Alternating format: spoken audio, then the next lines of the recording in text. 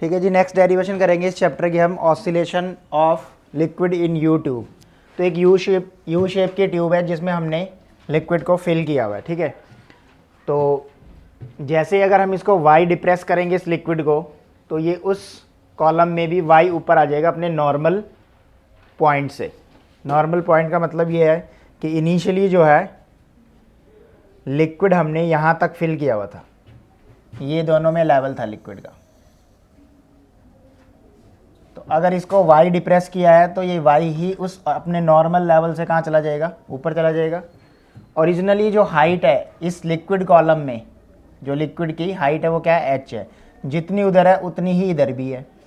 तो मतलब इसका मतलब ये हुआ कि टोटल जो लेंथ है लिक्विड की वो 2h है। जो टोटल लेंथ है वो कितनी है, 2h है। ये भी h होएगा।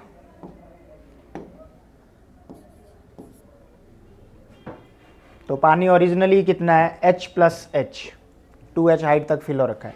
जैसे आप इसको डिप्रेस करोगे y, तो वो अपने नॉर्मल लेवल से 2y ऊपर चले जाएगा। जैसे आप इसको रिलीज़ करोगे तो ये सिर्फ y पे आके रुकेगा नहीं, ये और ऊपर जाएगा।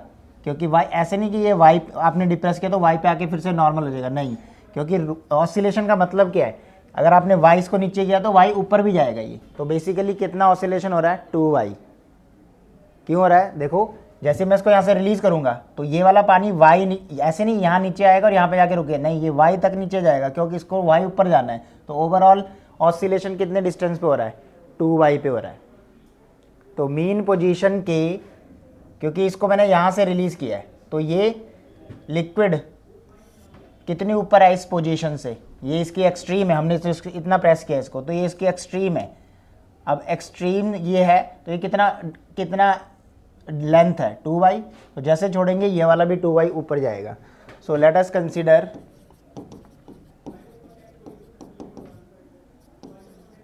A liquid of density rho. इसकी डेंसिटी हमने रो मान ली, ऑफ लेंथ, टोटल जो इसकी लेंथ है, of length L equal to 2h is filled in a U-shaped tube।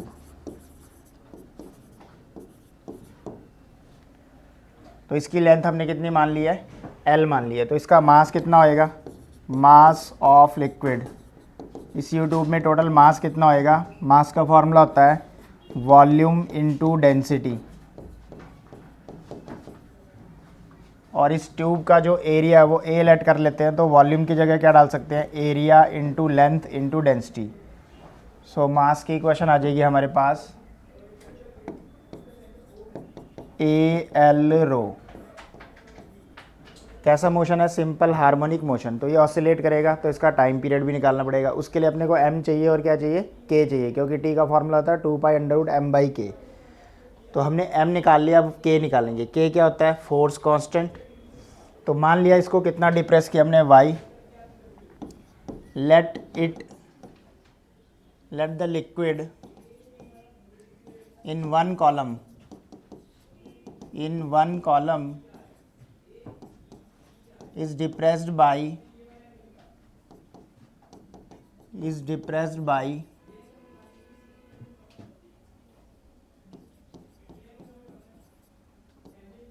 distance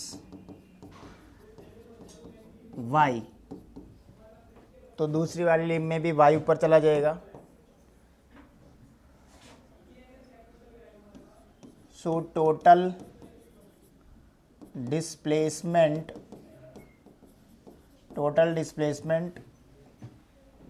in both column, एक में y, उसमें भी y ऊपर जाएगा। तो total displacement in both column 2y हो जाएगा। तो रीस्टोरिंग फोर्स जो है वो 2y के अलोंग लगेगा। सो रीस्टोरिंग फोर्स किसके इक्वल होएगा, जितना कि इस 2y लेंथ ने पानी को डिस्प्लेस किया है। मतलब जितना कि 2y लेंथ का वाटर है, weight of liquid in length 2y इस 2y लेंथ में जितना पानी है उस वेट के इक्वल ये क्या होएगा, रिस्टोरिंग फोर्स होएगा। रिस्टोरिंग फोर्स को नेगेटिव से डिनोट करेंगे, F equal to minus m into g liquid minus m mass को volume into density into g. इस बार जो एरिया लेंगे A और लेंथ क्या लेंगे, जिस लेंथ का ये वाटर है, कितने लेंथ ने डिस्प्लेस हुआ है 2y, तो 2y जितना ही क्या लगा, 2y का जितना वेट होएगा उतना ही क्या लगेगा, रिस्टोरिंग फोर्स। अब यहाँ पे y को बाहर निकाल लो, 2a रो जी, 2a रो जी, y बाहर आ गया। जो y का कोफिशिएंट होता है वो k होता है।